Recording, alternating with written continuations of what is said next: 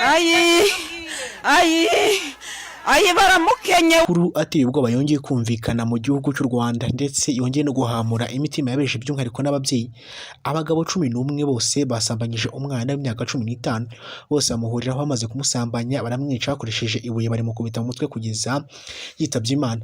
Ni amakuru yongeye kumvikana uyu munsi tariki 18 z'ukwezi kwa kane umwaka 2025. Ni amakuru yo ku rwego rw'igihugu rw'ubugenzacyaha ndetse rufatanyije na polisi rwamaze guta muri yombi abagabo 11 bakekwaho kwica umwana w'imyaka 15.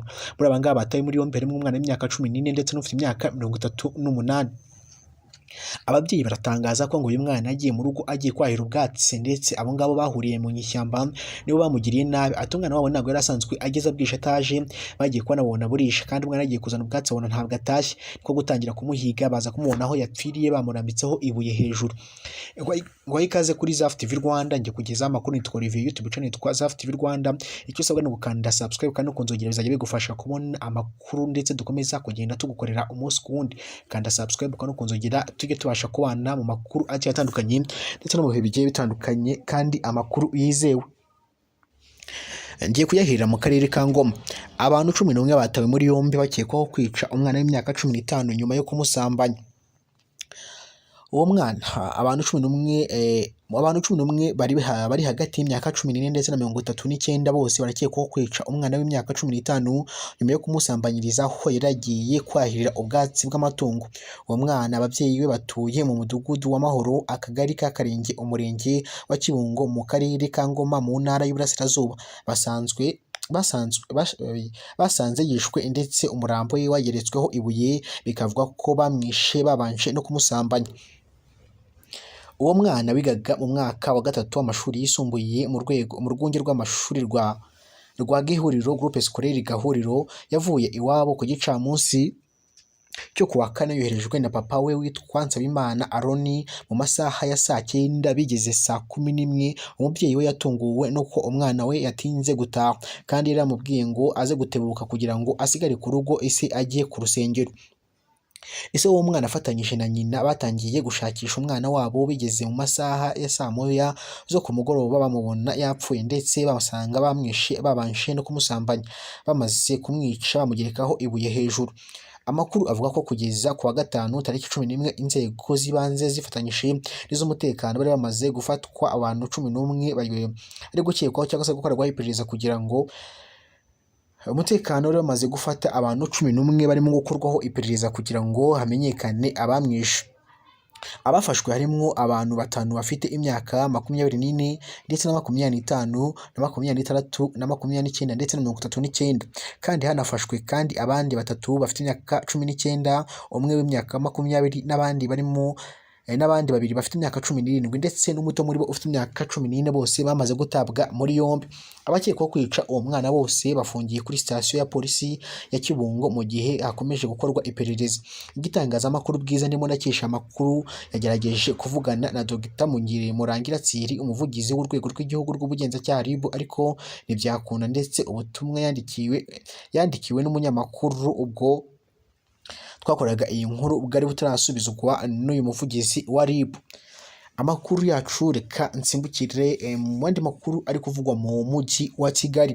Umugore w'imyaka 38 mu murenge wa Kimisagara akurikiranyweho gukomeretsa umugabo we mumennyeho isombe ishyushye, yemera icyaha akavuga ko atari yabigambiriye ahubwo yabitewe n'umujinya yatewe no gusanga umugabo we asangira n'uwo yita indaya mu kabari. Amakuru dukesha ubushinjacyaha bw'u Rwanda avuga ko uyu mugabo akurikiranyweho n'ubushinjacyaha ku rwego rwisumbuye rwa Nyarugenge. Dosiye yamaze kurengerwa urukiko rwisumbuye rwa Nyarugenge urukiko rwisumbuye rwa Nyarugenge. Ubushinjacyaha buvuga ko uyu mugore wo mu murenge wa Kimisagara mu karere ka Nyarugenge akurikiranyweho icyaha cyo gusambanya umugabo cyo gukomeretsa umugabo we w'imyaka 40 amumennyeho isombe ishyushye. N'icyaha cyabaye tariki 31 Werurwe 2025, aho ubushinjacyaha buvuga ko uyu mugore yatetse isombe amaze kubira ahingira umugabo we babanaga asinziriye, ayimumenaho ashya mu mugongo no mu maso. Umugore wahita yiruka ariko aza gufatwa. Ubushinjacyaha bukomeza bugira buti uregwa yemera icyaha, avuga ko yabitewe n'umujinya kuko yamusanze yicaye mu kabari ari gusangira n'uwo yita indaya. Iki tegeko riteganya kuri ibi byaha. Itegeko nimero 059/2023 ryo kuwa 4/2018 ryo rihindura itegeko nimero 68/2018 ryo kuwa 30/08 ryo kuwa 30/08/2018 riteganya ibyaha n'ibihano muri rusange. Itariki enye z'ukwezi itegeko kandi 04/2012/2023 rihindura itegeko nimero 38/2018 ryo kuwa 30/08/2018 riteganya ibyaha n'ibihano muri rusange. Ingingo ya 11 gukubita cyangwa gukomeretsa ku bushake. Ingingo ya 121 itegeko nimero 068/2018 ryo kuwa 30/08/2018 riteganya ibyaha n'ibihano muri rusange hinduwe ku buryo bukurikira: 1. Umuntu ubishaka gukomeretsa undi abishaka amukubita cyangwa amusagarira ku buryo bwa kiboko bubabaje aba akoze icyaha. Iyo abihamijwe n'urukiko ahanishwa igifungo kitari munsi y'amezi 6 ariko kitanarengeje umwaka umwe n'ihazabu itari munsi y'ibihumbi 100 ndetse ariko kitarengeje n'ibihumbi 300.